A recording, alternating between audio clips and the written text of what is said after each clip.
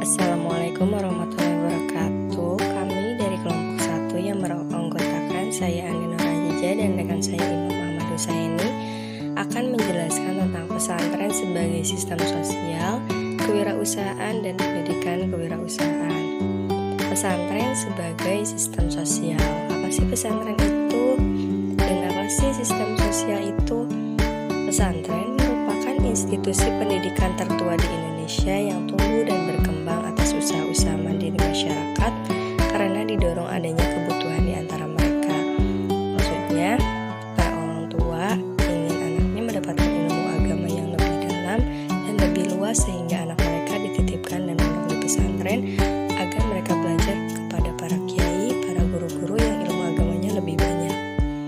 Ada juga yang menyebutkan kata pesantren berasal dari kata santri yang diberikan imbuhan yang artinya murid.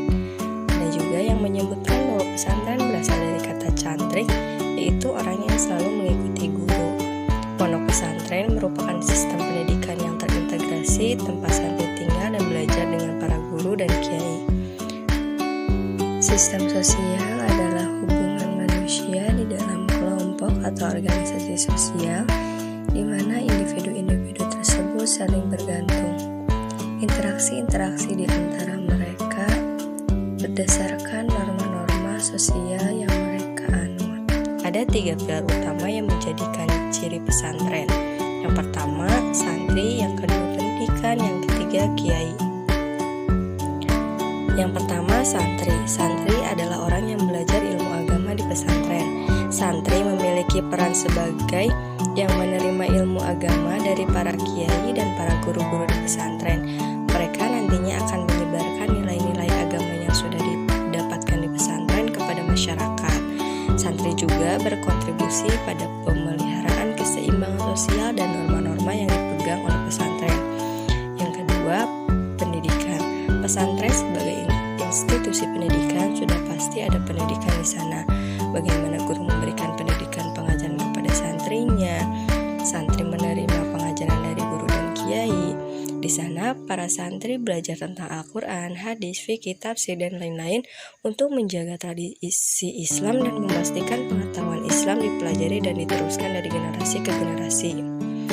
Pendidikan di sini memastikan bahwa para santri dan masyarakat menerima pendidikan yang mendalam tentang agama. Dengan pendidikan akan menciptakan keseimbangan pengetahuan dan pemahaman agama dalam masyarakat yang dapat mengurangi konflik terkait perbedaan keyakinan. Yang ketiga, kiai. Kiai sebagai sosok sentral di pesantren yang tidak hanya menjadi pemimpin pesantren, namun juga sebagai guru sekaligus teladan perilaku baik bagi santri dan masyarakat di lingkungan pesantren. Karena di pondok pesantren, para santri, guru, dan kiai tinggal di sana bersama-sama sehingga menimbulkan ikatan emosional di antara santri dan kiai sehingga santri bisa meneladani sikap, perilaku, dan kepribadian kiai oleh para santri. Selain itu, di masyarakat, kiai memiliki peran dalam memberikan nasihat penyelesaian konflik atau masalah karena kiai menjadi tokoh yang dihormati di masyarakat. Misalnya, ketika ada pengajian, bagaimana masyarakat bertanya tentang masalah-masalah yang dihadapi, kemudian kiai atau para ustadz di sana memberikan solusi atas masalah-masalah yang ada di masyarakat tersebut. Peran kiai di sini adalah memberikan panduan dan pengajaran kepada santri serta dalam menjaga norma-norma sosial di masyarakat. Kiai sebagai penjaga keseimbangan hubungan sosial ekonomi masyarakat yang memberikan arahan dan solusi terhadap konflik sosial. Dari ketiga pilar tersebut, santri, pendidikan, pengajaran, dalam analisis sistem sosial disebut struktural fungsionalisme. Struktural fungsionalisme adalah bagaimana pesantren sebagai sistem sosial yang memiliki struktur yang terorganisasi, berfungsi di dalam masyarakat. Seperti yang sudah disebutkan tadi, bagaimana pesantren sebagai fungsi pendidikan, pengajaran, di sana santri belajar kepada para guru, guru mengajarkan ilmunya kepada santri, kemudian kiai yang memberikan pengajaran nasihat kepada masyarakat, sehingga dari ketiganya itu menciptakan keseimbangan sosial di masyarakat. Interaksi-interaksi tersebut yang menjadi perekatnya adalah agama, karena agama yang mereka anut adalah agama yang sama, yaitu agama Islam. Agama sebagai perekat karena memiliki keyakinan yang sama sehingga membentuk identitas bersama dan solidaritas di antara para santri, kiai, dan masyarakat sekitar. pesantren sebagai sistem sosial.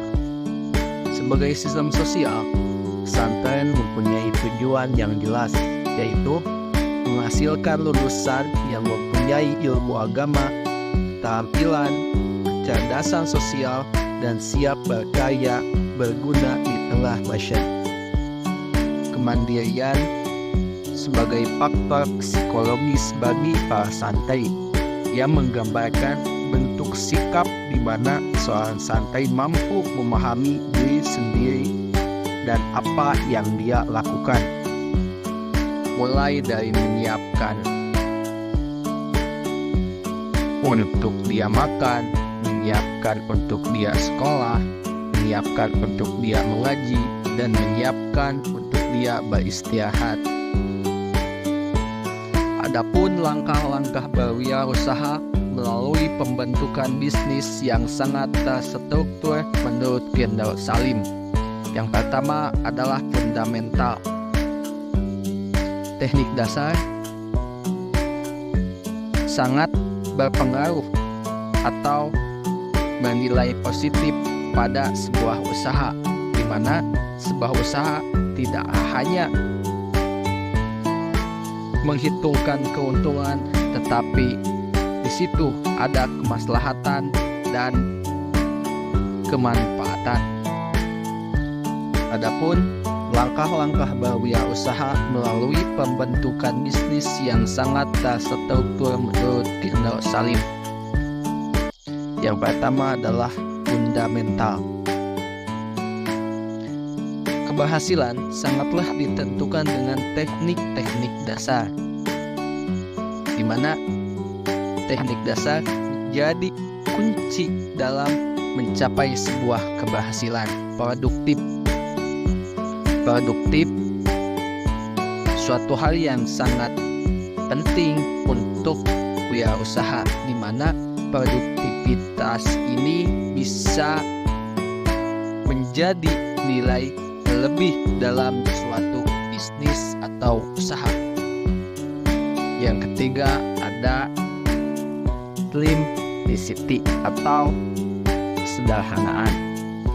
Kesederhanaan menjadi modal penting untuk seorang pembisnis, dan para santri sudah terbiasa hidup sederhana, di mana dalam kehidupan tidak hanya mengejar keinginan, tetapi para santri terbiasa untuk mengedepankan kebutuhan dibanding keinginan.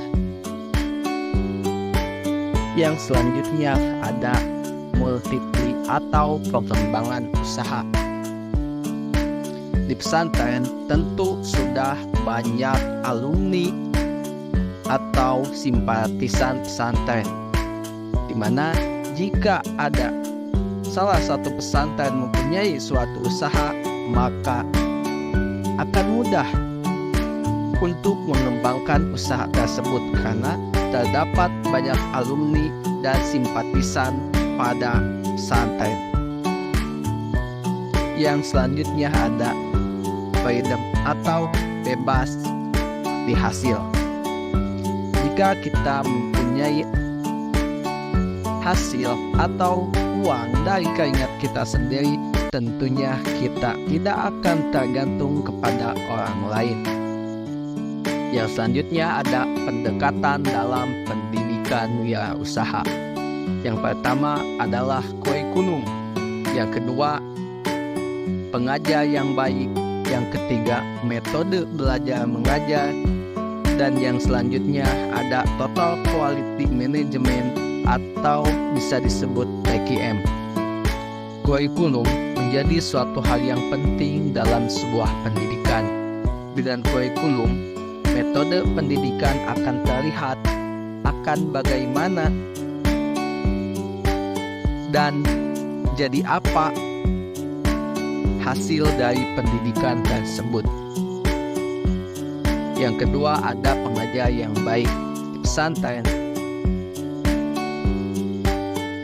tidak hanya diajarkan ilmu sosial, tetapi pengajar akan memberikan contoh atau pendidikan etika sopan santun, dan wawasan yang baik. Yang ketiga ada metode dalam pembelajaran, di mana metode di pesantren biasanya ada metode menghafal, di mana para santri mengulangi atau membaca kembali pelajaran yang telah dipelajari di kelas masing-masing. Yang selanjutnya ialah total quality management atau sering disebut TQM, di mana seorang wirausaha akan memperhatikan konsumennya, baik dari keluhan atau masukan dari konsumen, dan hal ini sangat baik untuk suatu bisnis supaya selalu berusaha menjadi yang terbaik.